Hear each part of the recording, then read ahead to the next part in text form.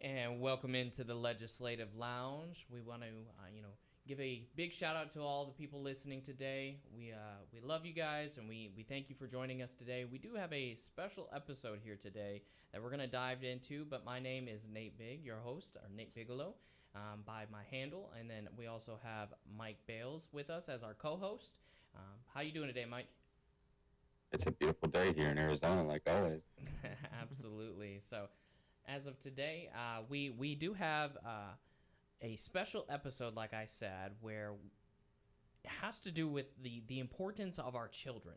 You know, me and Mike being a father of multiple children ourselves, it's one of the most important things to us because, our children are our future.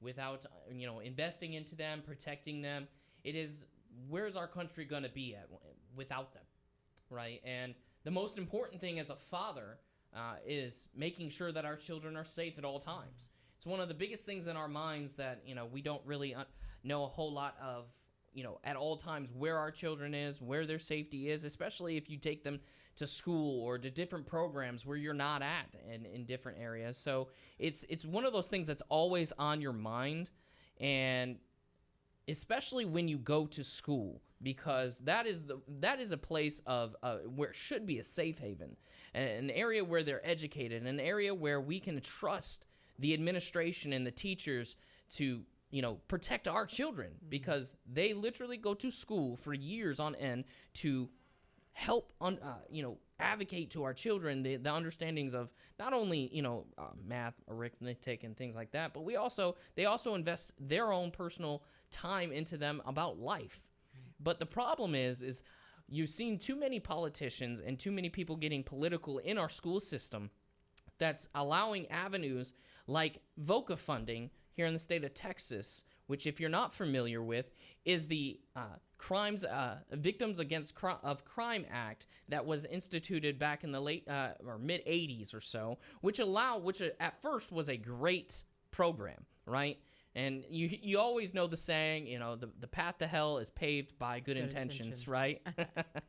But today we have an individual that's, I'm going to call it a victim of VOCA, because politicians have gotten a hold of VOCA, which was initially intended to help advocate for children in dangerous home situations, right, to get them into counseling and different areas like that.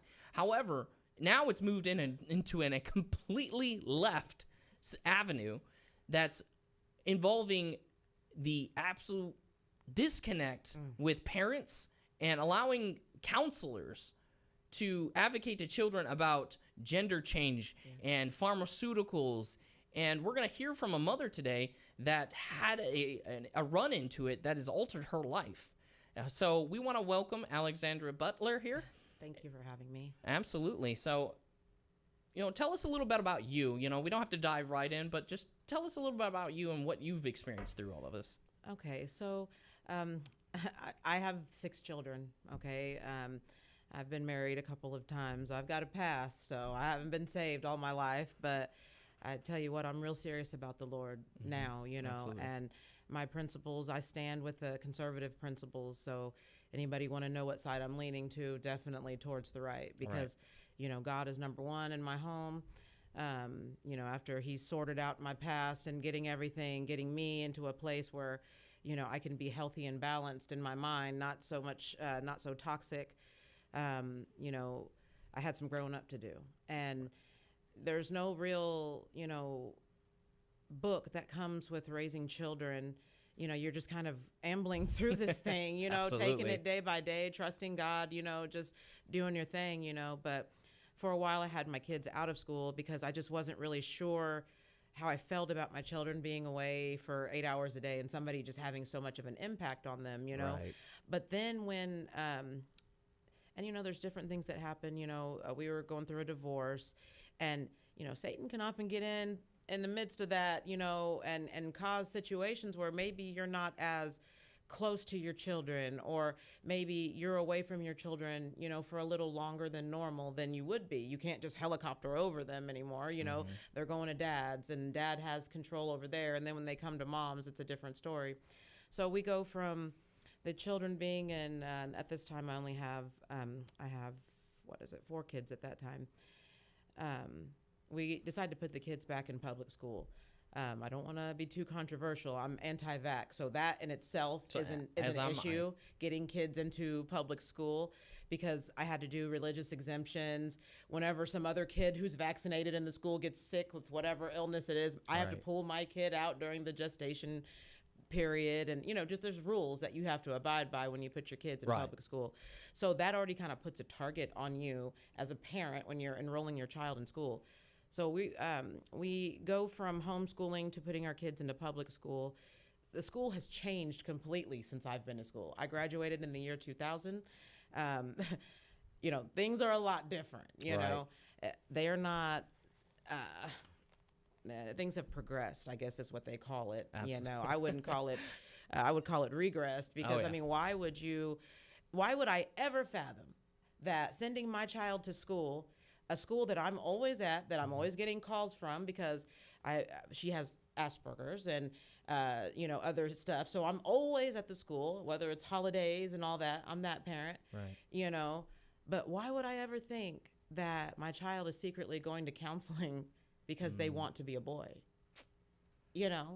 I did see that my child, started kind of shifting, as far as like their sexuality. We talk, but I did notice, some changes in her. And so, but I didn't think for 1 minute that there would be counseling at school, basically encouraging this. Now, mind you, at home, yeah, we're going through divorce, we're going through all of these things, but, I'm trying to keep an air of Jesus Christ in my home. So at the same time, yeah, we'll talk about stuff, and maybe she didn't feel comfortable talking to mom about it, but over time, I'm doing laundry, I'm finding chest binders, Right. And, I confront her with it. I'm like, girl, why you got this binder? I was like, your boobs are bigger than mine. Like, why are you, what's this going to solve? I'm real common sense about stuff. Right. And I'm not realizing that, like, I'm hurting her by doing that. Like, I didn't realize that, because I've always been the same. I haven't changed. I'm still the same old person, And, so more and more they're going to dad's house, pulling away from mom, and because I'm too strict. Right. And it's just more, I like structure. I like things to go a certain way. I mean, a lot of people do. Absolutely. That's okay. It doesn't make you wrong and whatever. They just knew that at dad's they could do things that they couldn't do at mom's house. So kids will use that to their advantage. It's like one of the biggest forms of manipulation that happens in divorces, sad to say, And so one day, I'm picking up my child, and I'm not trying to get too long-winded here, but no, you're okay. She asked me if I'll take her to Walgreens, and to pick up some medicine. I'm thinking maybe it's like an antibiotic, because, I would never think my child's on hormones or anything like that, right? Yeah. And because I just don't know how this thing has progressed, And, I'm taking her to Walgreens, and she comes out with these boxes. And I'm looking at the boxes, and she's got this, like, kind of weird, smug look on her face. And I was like, I just didn't like the spirit. So I'm like, what's going on with you? Why are you acting funny? So to really dive into it a little bit further here. So now you're not native to Texas, right? No, I'm not. We're from Wichita, Kansas. Okay, originally. So I'm originally from Michigan. Mike's over in Arizona, so we definitely understand that. Right. So I'm a transplant. So am I. But that's why we come to Texas, because we love it so much. I know that's right. But so what was happening is that you were unaware of a situation with your child, having these feelings of wanting to change gender. Yes. And you, unbeknownst to you, the school noticed this and put her through the VOCA program and gave her specific counseling, which led to her getting hormone treatments. Absolutely.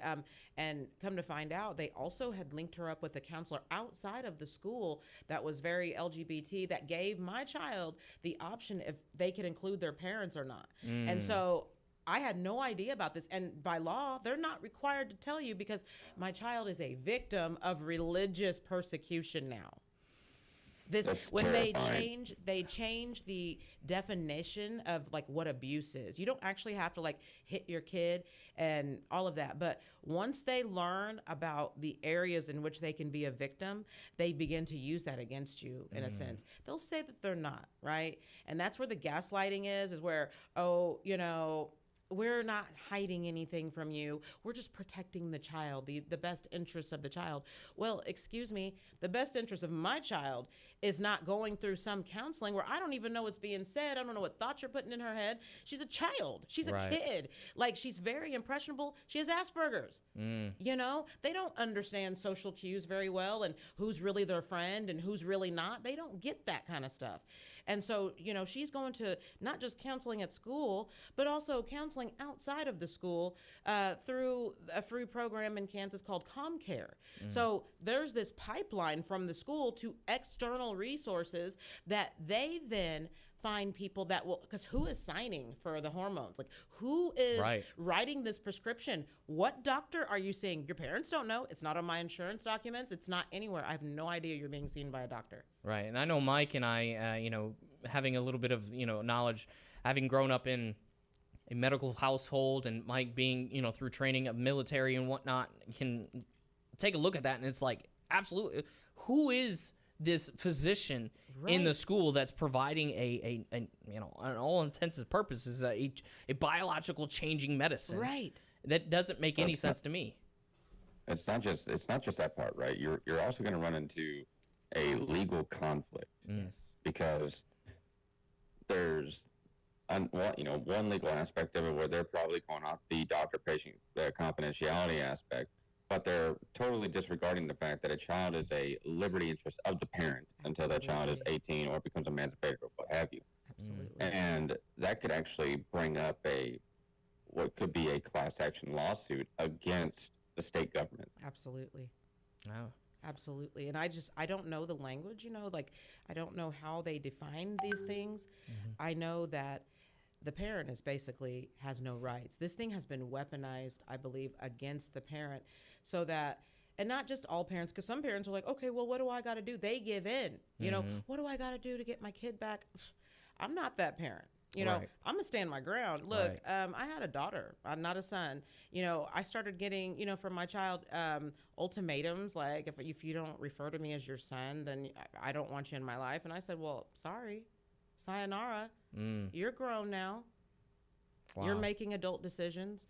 So through this whole experience, it's actually because of what the school system allowed into your daughter's life. Yes. It's severed your connection with her. Completely. Like, Wow. we are not close at all. Like, and That's I'm not gonna terrifying. blame that whole situation on that. I'm saying that a lot of things play into that, Yeah. but that there was a very underlying that whole LGBT thing is the underlying reason for why my children, my older children from my first marriage, and we're at odds with each other. Right. And You I know? I know even within the LGBT community, you know, there's a lot of you know, individuals that are lesbian or gay that don't agree with any of this. I mean, me and Mike have several friends I all do over too. social media that they advocate right beside us. I do too. I mean, there's a whole program called Gays Against Groomers. Absolutely. And that goes right along with the situation is we should be able to trust our schools to send our children there without indoctrinating them into this nonsense of gender identity. Because in all intents and purposes, prior to I would say 2015 is right around when we started to hear Right. on a national stage the transgender movement that gender and sex were synonymous, At one time. and they still are by the definition of it. Biologically, But yes. yet they want to change the idea of what gender and sex are, even though we can show them the definition, Right. and it's in the synonyms Right. of one another. Absolutely.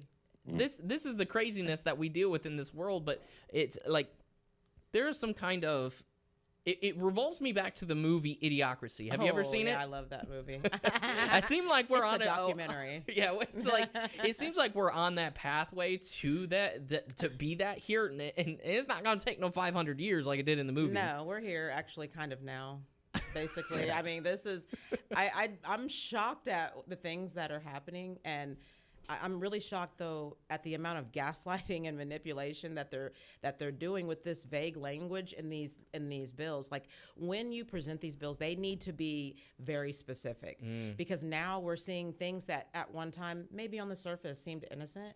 They're now being weaponized against parents that may have strict religious structure in their home. I mean, and I'm not saying I'm so strict that she could never come to me and talk to me about it. I'm very open. Like anybody that knows me personally, they're like, Alex is real chill. I'm a laid back person. Just keep it real with me. This whole thing felt very sneaky, underhanded. They're uprooting the doctrines that I've placed, the seeds that I've planted in my children. Who knows what they're saying about Jesus Christ? Who knows what they're saying about anything that goes on in my home? I don't know. And before I even get my shoes tied, the lies already made it all the way around. So it's like there's no defense for me. I look like a terrible parent, a terrible person, and I'm just like, what do I do now? Absolutely. It's wild when you start to think about it. And a contributing factor to that breakdown, that unfortunate breakdown in your relationship, is the introduction of the testosterone into your daughter, which can increase aggressiveness. Absolutely. It can increase confrontation. And then like you do the flip side of it, if you start introducing estrogen into a young male, it creates emotional instability. And we look at schools as they should be a safe haven and a center for learning and preserving innocence. And now we're at a point in our lives in 2025 where that innocence being stripped from them. Yeah, it's gone. Right. They've corrupted the children. And the thing is, you were just saying that your daughter has Asperger's, correct? Yeah, absolutely. Which is already a neurological disorder. And it's like, where was the factorization of that into the treatment of hormones being introduced? I think they purposely target kids with Asperger's and autism. And that's why I think just kind of throw this out here. This is my opinion personally. I think the whole vaccine thing, I think that played into it because we never had those symptoms until after I was forced.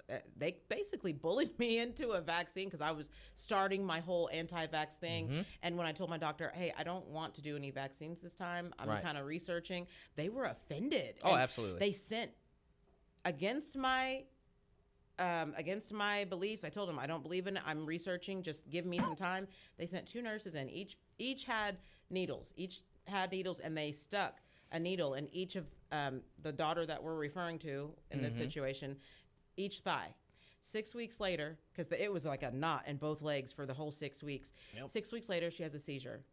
And we're in the hospital. She's hooked to machine. She's got EEG monitors strapped to her head. We're trying to figure out what's going on. They diagnosed her with a neurological disorder at that time. I'm What is she, like 3 to 6 months old? Yeah, no, this happened when she was 7 years old. Oh, wow. Yeah. Okay. And She was fine beforehand? Completely. Never had any issues. I mean, a little headstrong, but it's a child, and but never any neurological issues. But that seizure, after those social cues and all that were normal? Everything was normal. Wow. Everything was normal. And after that, it's just as a mother, and you have that bond with your child, you start to see something's shifted here. Absolutely. And when she had that seizure, and then this same exact situation happened to me again with her younger sister. Same identical situation with the needles. Like, I think what happened was I had to leave the room. We had an incident. I had to take her to the hospital. And it wasn't like a seizure or anything. She had to get stitches or something. And then they come in there questioning about vaccinations. Right. And I'm like, we're good. We're good. And I had to leave the room, and I think her father was there. He went ahead and allowed them to give her a shot. Literally 6 weeks later, a seizure. And not just any seizures. She's having frontal lobe seizures in which she can't even... She's not asleep. Her eyes are not closed, but they're grand mal seizures while she's completely awake, and you can ask her questions, and she'll talk and everything. Oh, okay. So is her body like shaking? Yeah, the body's tensing completely, like a full contraction, like every muscle. But she's not moving though. Nope, not moving at all. Okay, so those are called absent seizures.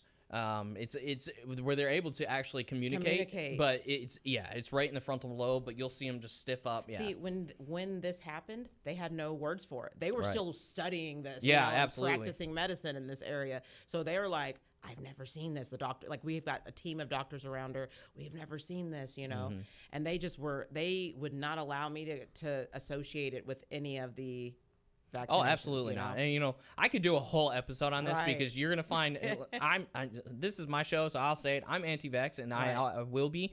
I didn't always used to be. Same. But when I dived into the change, because if you take a look at that information, and like I say, I'm not gonna dive into this big time Not today. but you take a look at the difference between the ingredients and the levels back in the 90s when I was vaccinated versus nowadays. It's completely different. So, and I mean, I've got a test subject. I've got 2 daughters. Right. I was in the learning phase with my oldest. So you and understand I wouldn't listen to my wife, who is all natural. Oh yeah. She writes books. Like she's got her whole website and everything on this stuff, right? And I wouldn't listen to her. So our oldest is actually vaccinated up to 12 months. See, I understand that. Our youngest is not at all. Not even the vitamin K into the eye when she was born. None of that, right? Guess who gets sick more often? The vaccinated child. And who gets more severe sickness? The vaccinated. Guess which one has only ever had the flu? Not even the flu, just a cold. The non-vaccinated. Exactly. Right. So that's why I think a lot of these things need to really play a factor into it, and that's what I love about Robert Kennedy and what he's going to be looking into. I absolutely love RK. So like I say, I could do a whole show on just him and this situation. I can't wait. But these are the things that people don't take a look into when they look into these VOCA programs, and they're moving into areas that take away the rights of the parent. Right. I mean, this is something that parents have been fighting for some time. I was young, and I'm a little bit younger, but I mean, I've watched my mother and other parents deal with situations as I'm growing up because I was put in a situation where I had to grow up fast. Right. So I was paying attention to things that were, 50, other people don't pay attention 14, 15-year-old doesn't. But I started to see it even back then that, just giving, discipline to your child, not even just spanking, just discipline. Right, any. A child can call the police in all these situations, it's taking away from you actually being a parent. Right. You have no freedom to parent your children the way you see fit. That's not abusive, Even spankings, I know it's controversial or not abusive, but I feel that they're targeting certain kids that have IEPs, kids that they might think are being neglected at home. I think these are the kids that they are purposely targeting for this, because I think that there are some minds that want to shift it this direction and want to basically persecute people that don't believe, that may have old-fashioned beliefs, because they're trying to it's social engineering is what I think it is. Absolutely. 100%. And it's all about severing that connection between the parent and child. Absolutely. Because the child, you could change an entire structure of a country by attacking the next generation. Absolutely. And children are much more susceptible at a young age, and if you can just sever that connection between the first line of defense, which is you, and the child, then it's that much easier to mold them into what you want. Anything. And then you introduce the chemical instability of hormones. So what a lot of people don't understand is when you start supplementing testosterone, for example, testosterone will start aromatizing into estrogen. So as your testosterone levels go up, your estrogen levels are going to rise too. That is going to cause a big chemical instability, especially in women who already have to deal with chemical instability at least once a month. Right. Absolutely. Because, women, we get like a dose of testosterone every month. Men get it daily, okay? But my child starts, injecting themselves with testosterone. Yeah, I notice a difference. And I already know about this because I have an uncle that bodybuilds and used to inject, different steroids and things like that. And I would stay away, you know what I mean? And so, I would see mood changes, talking about sex a lot more,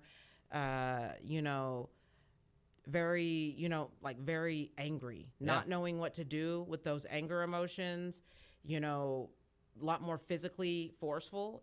We actually got into physical altercations and that's when, I realized, I don't want this person in my home because this is not, you're not a boy just because you have testosterone flowing through you, just because, you might be a little bit stronger, you need to be with your dad because this is not going to work here. Right. And I mean, and that's what I was just about to say is you get to the point where you have these situations and they're taking the rights away from our parents. But then on the other hand, they're also questioning, why do we have these large rates in crime? Why do we have, single parent homes where children are going to prison or doing all these other things? I mean, I saw several different statistics where in a single mother home, and I come from it, so I beat the odds. You understand. I beat the odds, though. I mean, when it comes to, the level of aggression, the level of, understanding. So, I mean, you're adding to the issues when you introduce things like this that take even more away from the parent. They're attacking single moms, period. Absolutely. And 100%. I don't agree with the single mom dynamic. I know it's popularized out in the world, this whole baby mama thing. I'm real old fashioned when it comes to that. I prefer marriage. I believe in a home, the husband is the head of the home. That I strongly believe in that, And so when I had to deal with that being a single parent, I knew the best thing for the kids would be to be with their father, because I, as a woman, do not have the authority. And I don't care what any woman says, oh, I can do it, I'm an alpha woman. I don't believe in that. I'm more of a Sigma myself. But I will delegate to the person who has the authority, who when they say something, they do it. Right. I have to say it 5, 6, 7 times, My wife deals with the same thing. She's like, why is it you can get the girls to bed so quickly? It's like, because they know I'll smack them upside the head. Right, that's that natural order. They don't play when it comes to daddy. So I'm doing what's best in the best interest for the child, while the school thinks they're doing what's in the best interest for the child. Right, and I mean, it's a funny thing. I got my kids to react when I was over in Afghanistan over a video call. Oh yeah. Wow. Yeah, I mean, even when my wife is out and about, Mike, I tell her that same thing. She'll FaceTime me when they're acting up in the car. Right. Instantly. I saw that here. Yeah, I mean, I know Mike's seen it a few times because, Right. like I say, we're best friends outside of this, and we call each other all the time, and you can hear the kids just screaming in the background. I go in the other room. So, I mean, having a father in the home is absolutely vital, in my opinion. I agree. I was an individual that 100%. actually beat the odds, because I saw what my mother went through, Right. and I had the cognitive ability to be like, yeah, I don't want this for my family. See? So- That should be I how also it come takes. from a single mama home. See?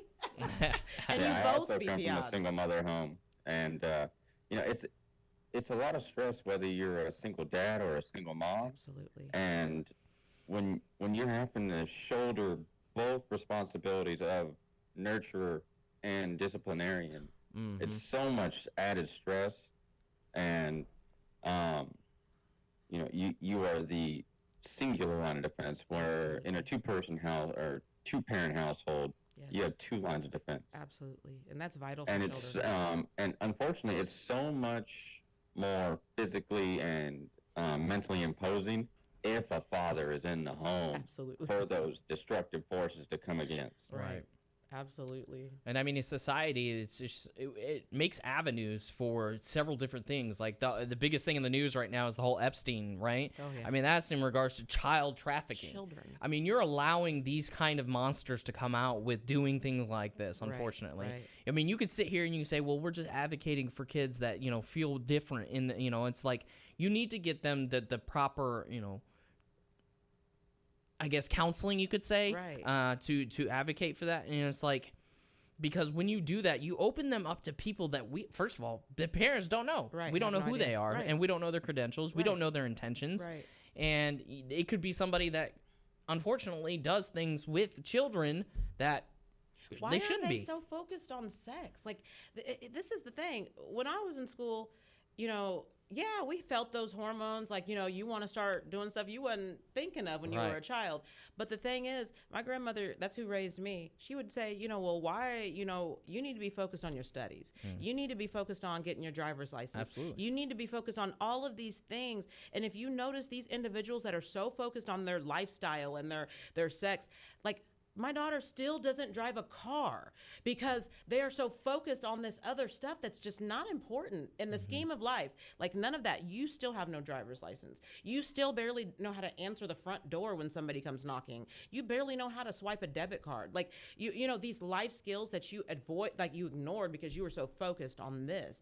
Why isn't there a counselor saying, hey, I understand that you're having some confusion about your gender, but why? Let's remain focused on what's important. What's important is family. What's important is love. What's important is this and that. Are you being bullied? If you're being bullied, that's a different situation. Let's deal with the anger. Let's deal with that. But why am I grooming you to accept this and tell your parents if they don't accept it, they can go to hell? Like, what is that? Yeah, I mean, even prior to 2010, yeah, and that's kind of the time frame, 2010, 2015, that I've noticed this change.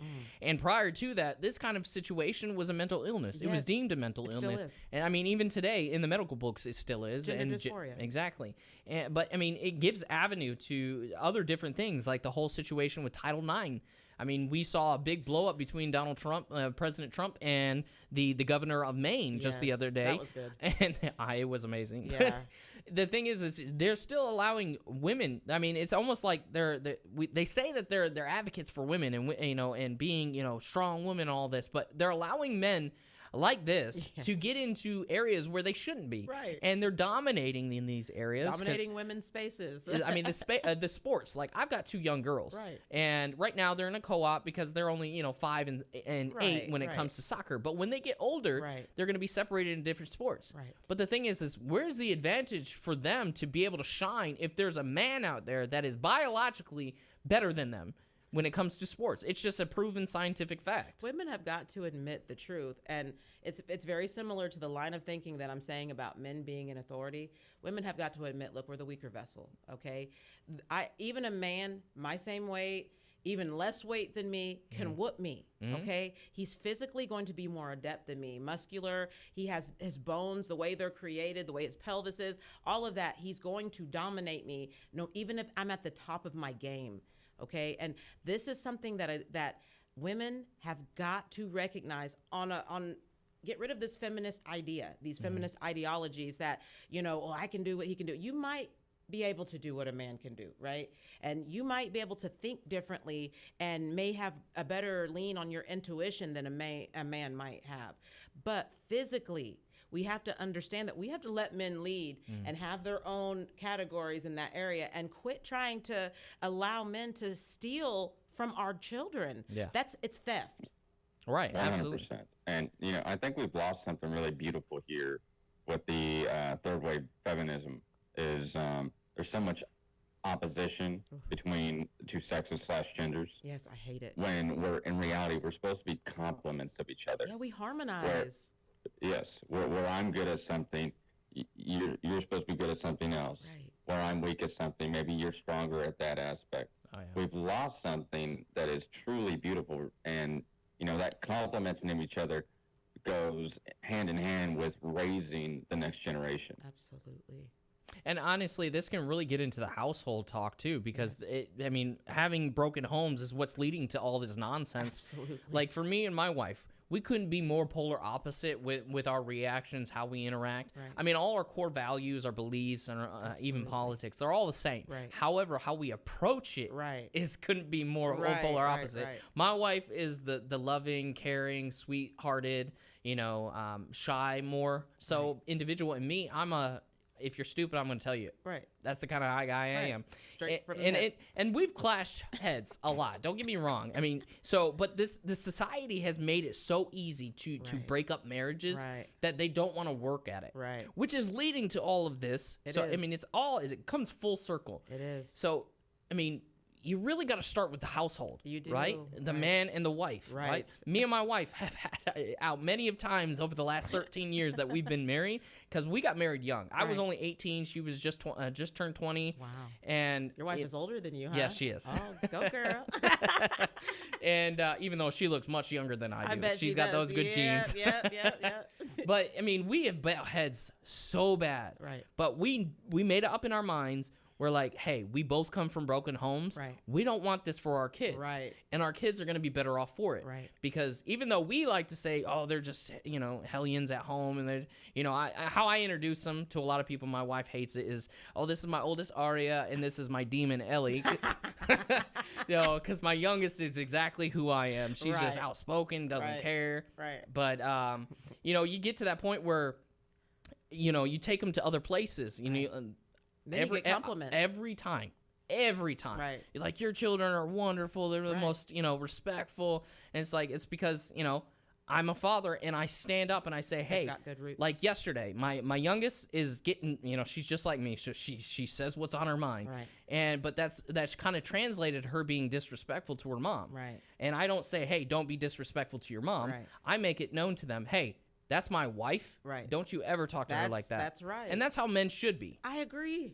I mean, that's what's going to help these children understand it's not okay. It's not okay. This is how a family should be. Right.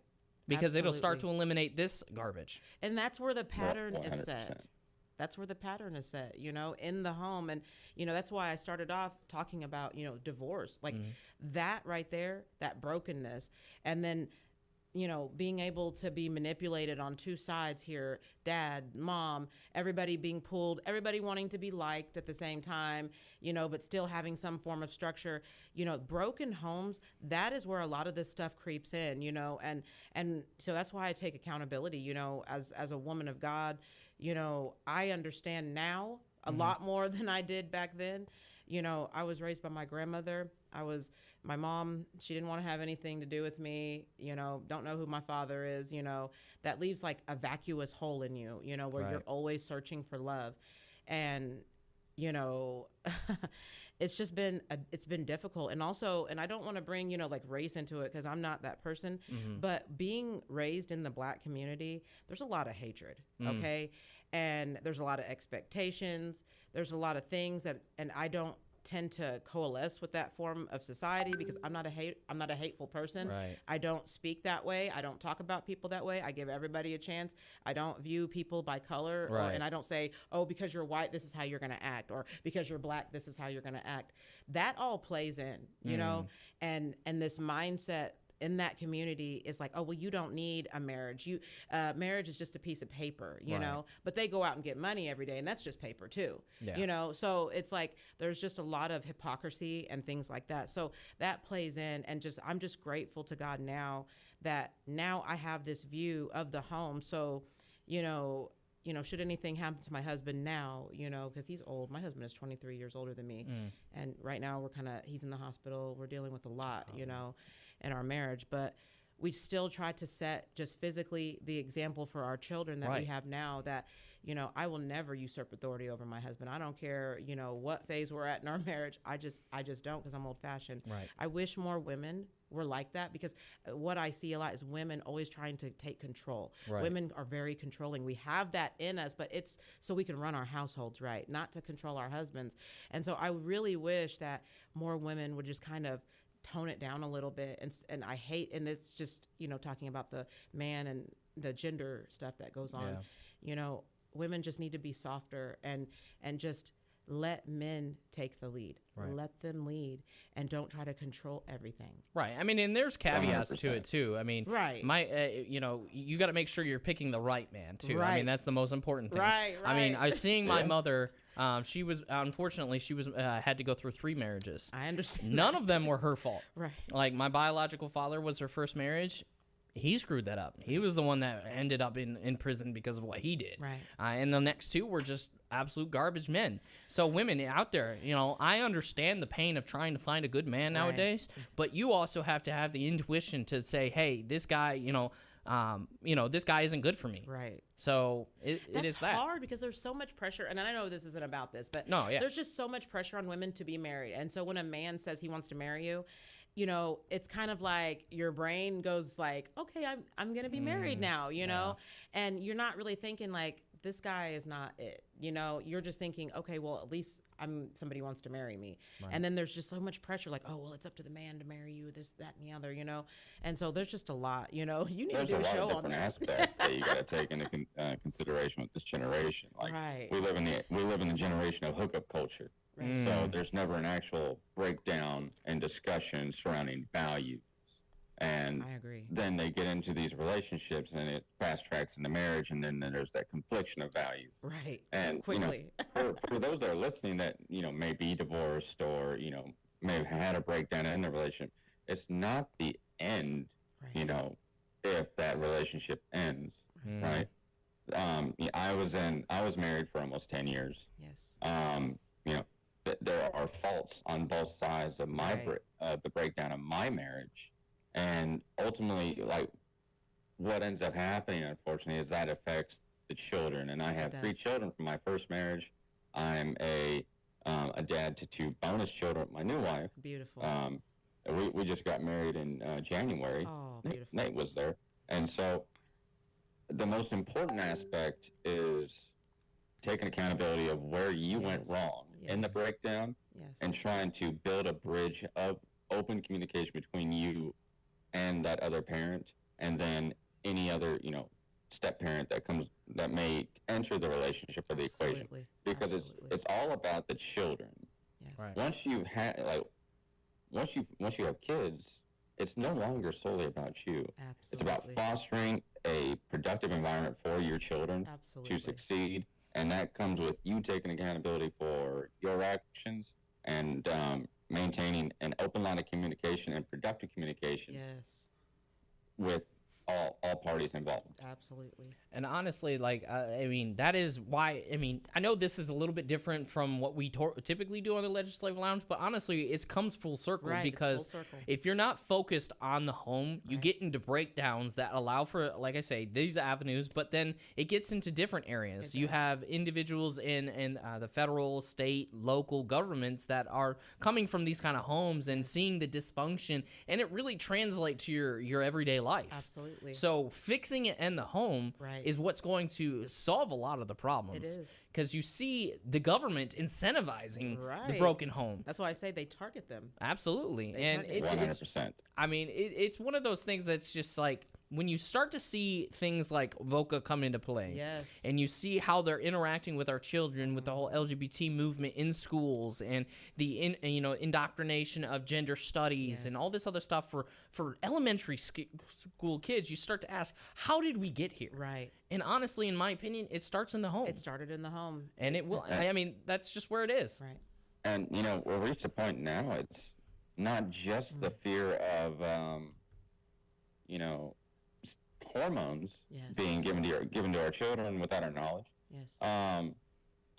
There's studies where it shows that girls are hitting puberty earlier, Yes. and now we're seeing waves of young girls being put on birth control. Yep. And now we're seeing stuff like the depot shot where it's causing tumors. Right. And we're seeing all these nasty side effects associated with all these different forms of birth Yes. control. And now we have studies that show that birth control actually plays a role Huge. into partner selection. Yes. Mm. And then it all comes down to chemical interpretation and chemical imbalances. Yes.